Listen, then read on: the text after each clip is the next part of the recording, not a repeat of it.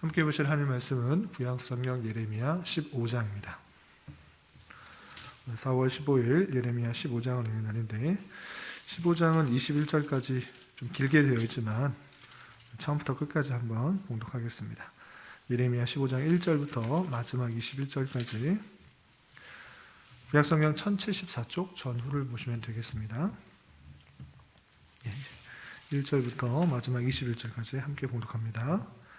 여호와께서 내게 이르시되 모세와 사무엘이 내 앞에 섰다 할지라도 내 마음은 이 백성을 향할 수 없나니 그들을 내 앞에서 쫓아내보내라. 그들이 만일 내게 말하기를 우리가 어디로 가야 하거든 너는 그들에게 이르기를 여호와께서 이와 같이 말씀하시니라. 죽을 자는 죽음으로 나아가고 칼을 받을 자는 칼로 나아가고 기근을 당할 자는 기근으로 나아가고 포로될 자는 포로로 됨으로 나아갈지라 하셨다 하라. 여호와의 말씀이니라. 내가 그들을 네 가지로 버리리니 곧 죽이는 칼과 찢은 개와 삼켜 멸하는 공중의 새와 땅의 짐승으로 할 것이며 유다 왕 히스기야의 아들 므낫세가 예루살렘에 행한 것으로 말미암아 내가 그들을 세계 여러 민족 가운데 흩으리라. 예루살렘아 너를 불쌍히 여길 자 누구며 너를 위해 울 자가 누구며 돌이켜 내 평안을 물을 자 누구냐. 여호와께서 이르시되 내가 나를 버렸고 내게서 물러갔으므로 내게로 내 손을 펴서 너를 멸하였노니 이는 내가 뜻을 돌이키기에 지쳤음이로다. 내가 그들을 그 땅의 여러 성문에서 키로 까불러 그 자식을 끊어서 내 백성을 멸하였나니 이는 그들이 자기들의 길에서 돌이키지 아니하였음이라. 그들의 과부가 내 앞에 바다 모래보다 더 많아졌느니라. 내가 대낮에 파멸시킬 자를 그들에게로 데려다가 그들과 청년들의 어미를 쳐서 놀람과 두려움을 그들에게 갑자기 닥치게 하였으며 일곱을 낳은 여인에게는 쇠약하여 기절하게 하며 아직도 대낮에 그 애가 떨어져서 그에게 수치와 근심을 당하게 하였느니라. 그 남은 자는 그들의 대적의 칼에 붙이리라. 여호와의 말씀이니라. 내게 재앙이로다. 나의 어머니여, 어머니께서 나를 온 세계에 다투는 자와 싸우는 자를 만날 자로 낳으셨도다. 내가 꾸어주지도 아니하였고 사람이 내게 꾸이지도 아니하였건만은 다 나를 저주하는도다. 여호와께서 이르시되 내가 진실로 너를 강하게 할 것이요 너에게 복을 받게 할 것이며 내가 진실로 내 원수로 재앙과 환난 때에 내게 간구하게 하리라. 누가 능히 철 곧 북방의 철과 놋을 꺾으리요. 그러나 내 모든 죄로 말미암아 내 국경 안에 모든 재산과 보물로 값없이 탈취를 당하게 할 것이며 내 원수와 함께 내가 알지 못하는 땅에 이르게 하리니 이는 나의 진노의 맹렬한 불이 너희를 사르려 함이라. 여호와여 주께서 아시오니 원하건대 주는 나를 기억하시며 돌보시사 나를 박해하는 자에게 보복하시고 주의 오래 참으심으로 말미암아 나로 멸망하지 아니하게 하옵시며 주를 위하여 내가 부끄러움 당하는 줄을 아시옵소서. 만군의 하나님 여호와시여 나는 주의 이름으로 일컬음을 받는 자라. 내가 주의 말씀을 얻어 먹었사오니 주의 말씀은 내게 기쁨과 내 마음의 즐거움이오나 내가 기뻐하는 자의 모임 가운데 앉지 아니하며 즐거워하지도 아니하고 주의 손에 붙들려 홀로 앉았사오니 이는 주께서 분노로 내게 채우셨음이니이다. 나의 고통이 계속하며 상처가 중하여 낫지 아니함은 어찌 됨이니까. 주께서는 내게 대하여 물이 말라서 속이는 시내 같으시리까. 여호와께서 이와 같이 말씀하시되 내가 만일 돌아오면 내가 너를 다시 이끌어 내 앞에 세울 것이며 내가 만일 헛된 것을 버리고 귀한 것을 말한다면 너는 나의 입이 될 것이라. 그들은 내게로 돌아오려니와 너는 그들에게로 돌아가지 말지니라. 내가 너로 이 백성 앞에 견고한 노성벽이 되게 하리니 그들이 너를 칠지라도 이기지 못할 것은 내가 너와 함께하여 너를 구하여 건짐이라. 여호와의 말씀이니라. 내가 너를 악한 자의 손에서 건지며 무서운 자의 손에서 구원하리라. 아멘. 예, 감사합니다. 오늘 말씀 얘기 본문은 예레미야 15장입니다. 15장은 방금 읽은 것처럼 하나님께서 예루살렘의 백성들, 하나님의 택하신 백성들을 그들의 죄악으로 말미암아 엄히 심판하시며 또 징계하시겠다라는 말씀과 또 그 사실에 대하여 예레미야가 탄식하며 하나님께 간구하는 내용, 그리고 그것에 대한 하나님의 답변이 나오게 됩니다. 그 말씀을 통해서, 오늘 말씀을 통해서 또 생각해야 될 것이 무엇인지 또 좀 교훈받도록 하겠습니다. 우선 하나님께서 이스라엘 백성들에게 얼마나 큰 재앙, 얼마나 큰 심판을 하시는가 앞서서 1절부터 9절까지 자세하게 나와 있습니다. 우선 1절에서 보면 이런 표현이 있습니다. 여호와께서 내게 이르시되 모세와 사무엘이 내 앞에 섰다 할지라도 내 마음은 이 백성을 향할 수 없나니 내가 그들을 내 앞에서 쫓아내보낼 것이다 라고 표현하고 있습니다. 모세와 사무엘, 이스라엘 백성들을 위해서 간절히 중보하며 기도하고 또 가장 유명하다고 할 수 있는 그런 선지자와 지도자입니다. 그러한 사람이 중보자로서의 역할로서 나타나서 백성들을 위하여 간구하고 또 기도할지라도 내가 그들을 용서하지 않겠다 할 정도로 그들의 죄악이 너무 심하고 부패하다라는 것을 알 수 있습니다. 그렇게 모세와 사무엘이 내 앞에서 가로막고 중보할지라도 내가 그들을 용서하지 않겠다라고 할 정도로 그들의 죄악이 있기 때문에 하나님의 심판이 임하게 되는 것입니다. 그렇다면 어떻게 심판하시겠는가? 2절에 계속 이렇게 이어져 가고 있습니다. 2절 중반절에 보면 이와 같이 말씀하시냐 죽을 자는 죽음으로 나아가고 칼을 받을 자는 칼로 나아가고 기근을 당할 자는 기근으로 나아가고 포로될 자는 포로됨으로 나아갈지라 라고 표현하고 있습니다. 이스라엘 백성들이 우리가 어떻게 나아가야 됩니까? 어디로 가야 됩니까? 라고 이렇게 묻자 하나님께서는 심판 가운데 나아가라 라고 그렇게 말씀하시는 것입니다. 죽을 자는 죽음으로, 칼을 받을 자는 칼로, 기근을 당할 자는 기근으로, 포로될 자는 포로됨으로 나아가라 라고 하는 것처럼 하나님의 심판이 이제 돌이키지 않기 때문에 이제 마땅히 받아야 할 벌을 죽는 것으로 또는 기근으로 또는 칼로 그리고 또 포로되는 것으로 그렇게 심판을 당연하게 받으라 이렇게 표현하고 있는 것입니다. 그러면서 왜 이렇게 그들이 심판받을 수밖에 없는 심한 죄 가운데 빠지게 되었는가? 오늘 말씀에 있어서는 그 근원을 4절에서 이렇게 밝히는 것을 볼 수 있습니다. 4절 보면 유다 왕 히스기야의 아들 므낫세가 예루살렘에 행한 것으로 말미암아 내가 그들을 세계 여러 민족 가운데 흩으리라 라고 말씀하십니다. 그러니까 심판의 원인, 근본적인 원인에 있어서 4절에서는 오늘 말씀의 4절에서는 이렇게 밝히고 있는 것입니다. 유다 왕 히스기야의 아들 므낫세가 예루살렘에 행한 것이 있기 때문에 그것으로 말미암아 심판을 받아 예루살렘의 민족, 하나님의 택하신 민족들이 세계에 흩어질 것이다. 심판을 받아 흩어질 것이다. 포로로 끌려가고 나라가 없어짐으로 말미암아 이쪽 저쪽 흩어지는 그런 결과를 얻게 될 것이다 라고 표현되어 있는 것입니다. 그런데 이 말씀을 좀 잘 이해해야 될 것입니다. 먼저는 므낫세, 선조가 행한 죄가 있어서 그 죄를 후대가 받는 것인가 라는 그런 오해를 할 수 있는데 그런 말은 아닙니다. 우리 앞에 선조가 잘못한 것을 그 죄의 값을 그 사람이 받는 것이 아니라 후대에 받는 것, 그런 것은 성경에 있지 않습니다. 그렇다면 이 말의 뜻은 무엇인가? 므낫세가 행했던 잘못이 무엇입니까?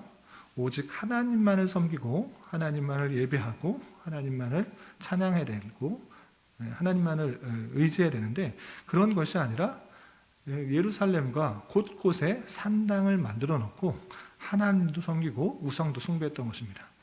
선대가 했던, 히스기야가 행했던 모든 선한 일, 우상들을 없애고 또 율법들을 지키고 유월절을 회복시켰던 그 모든 일들을 다시 무너뜨리고 그 아들 므낫세는 우상 숭배의 길을 터놓았던 것입니다.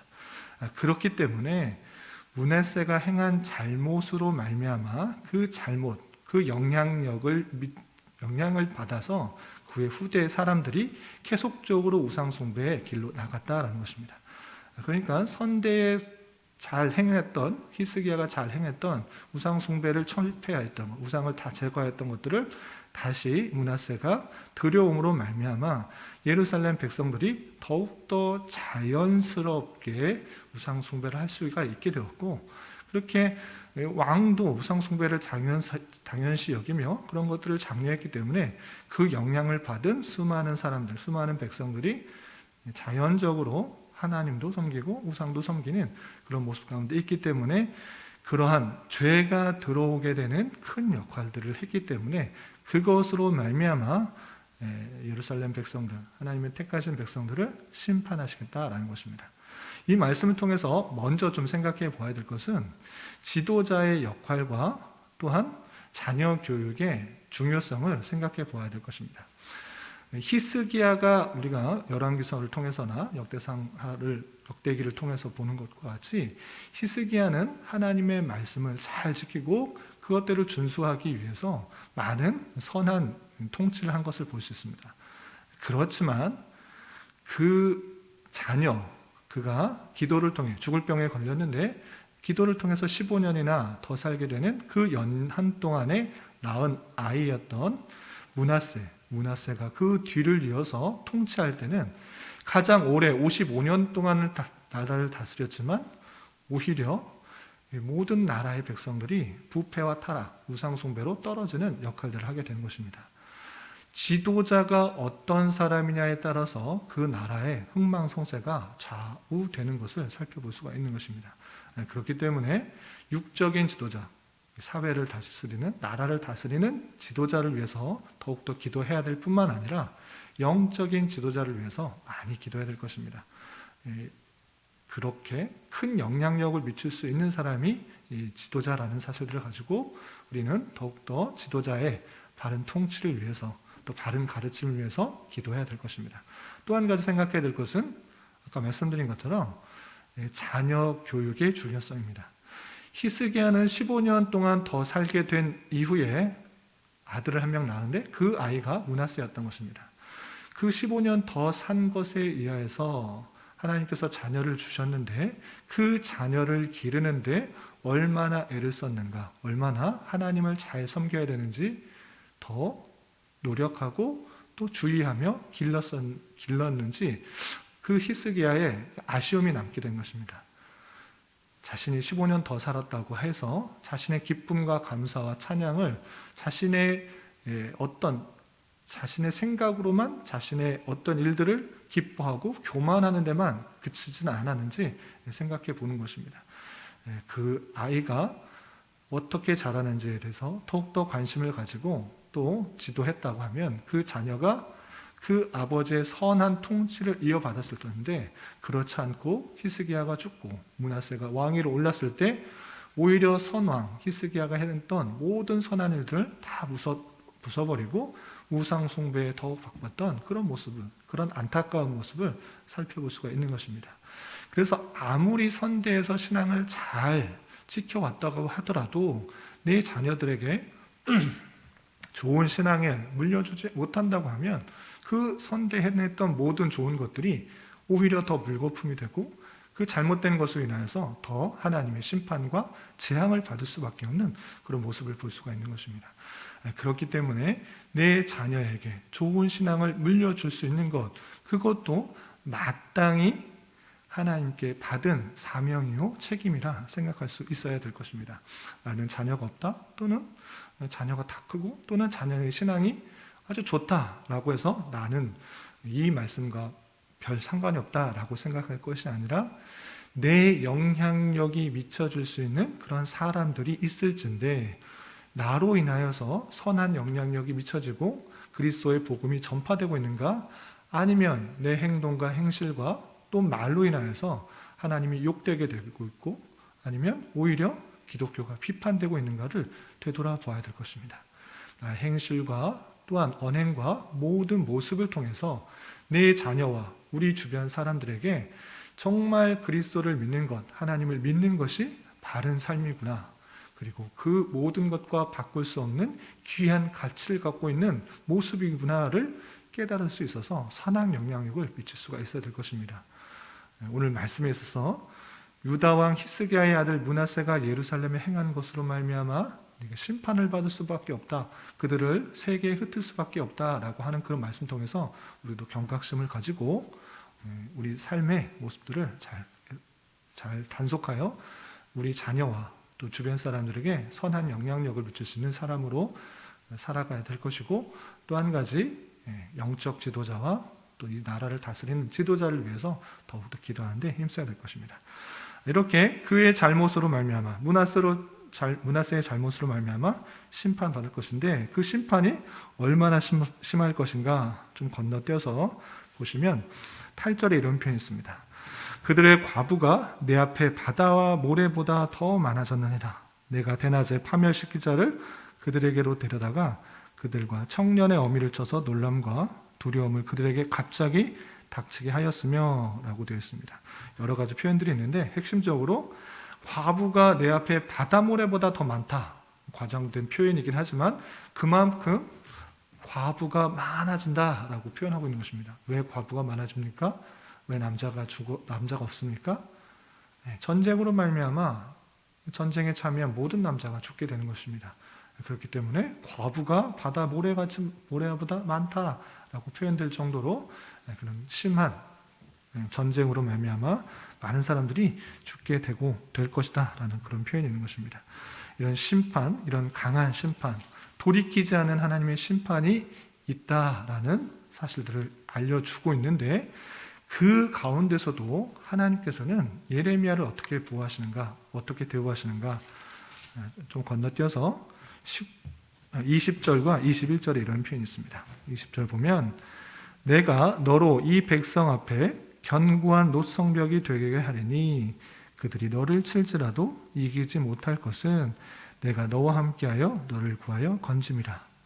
여호와의 말씀이니라. 21절에서도 내가 너를 악한 자의 손에서 건지며 무서운 자의 손에서 구원하리라.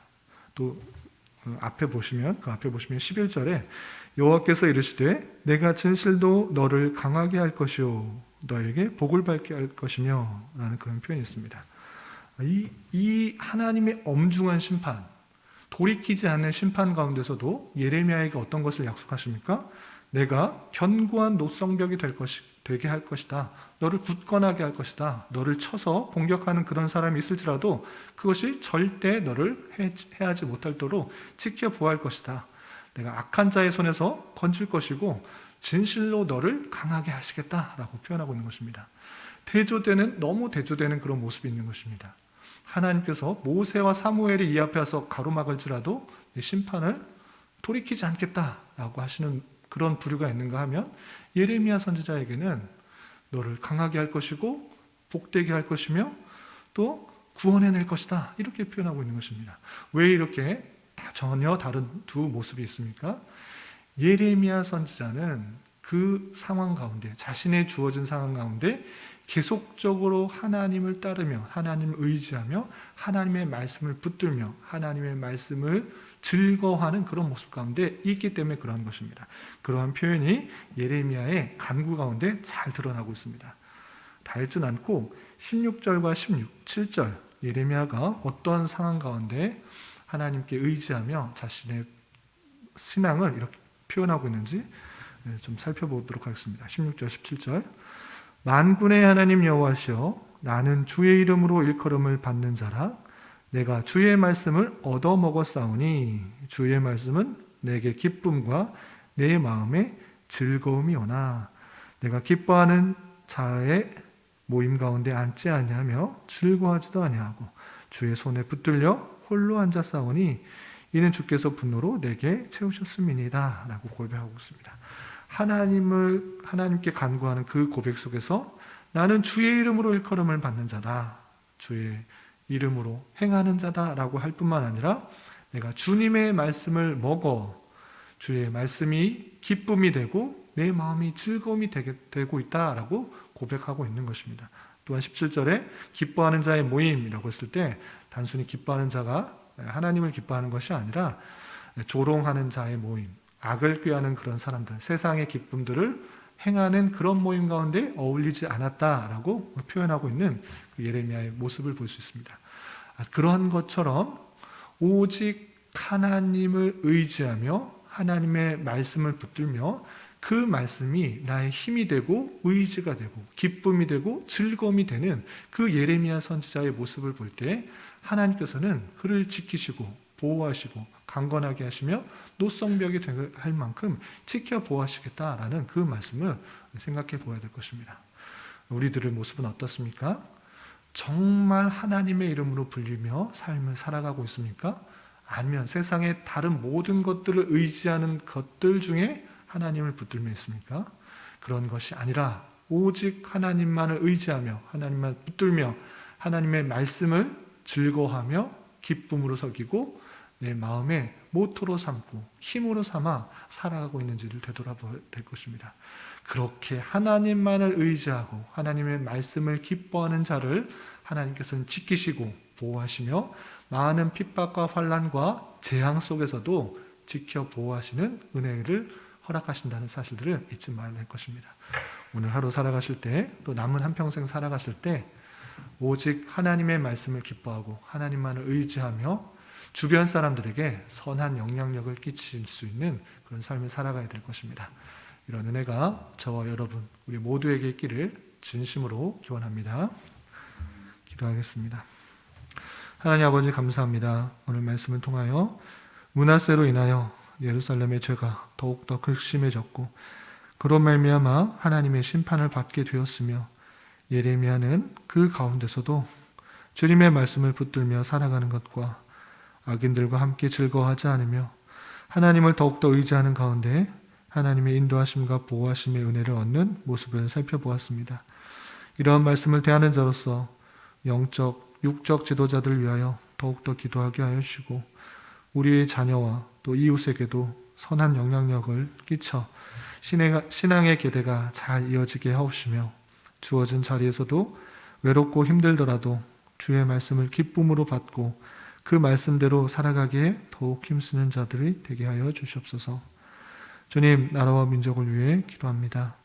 코로나로 인하여 정치적인 문제로 인하여 많은 어려움과 갈등 가운데 있는 이 나라 가운데 주님 긍휼을 베풀어 주시사 하나님의 크고 놀라우신 뜻을 온전히 발견하게 하옵시며 이 나라가 자유와 민주와 평화 속에서 온전히 통치되어 모든 백성들이 주어진 자리에서 고요하고 평안한 삶을 살아가며 하나님을 자유롭게 예배하며 성도 간에 뜨겁게 교제하는 신앙생활이 막히지 않도록 인도하여 주시옵소서. 주님, 교회 내 육체적인 고통과 연약함으로 경제적인 문제와 어려움으로 다니는 직장과 사업상의 문제로 앞으로의 진로와 방향을 위해 또한 가족의 전도를 위해 주님께 간절히 기도하며 나아가는 지체들이 있습니다. 주님께서 그들의 기도에 신실하게 응답하여 주시고 우리의 기대와 간구보다 훨씬 더 풍성하게 역사하시는 하나님을 깊이 경험하는 기회 되게 하여 주시옵소서. 이 시간 각자 간절히 기도하는 기도 제목 주님께서 들으시고 가장 선한 것들로 응답하여 주시옵소서. 예수님의 이름으로 기도 올리옵나이다. 아멘.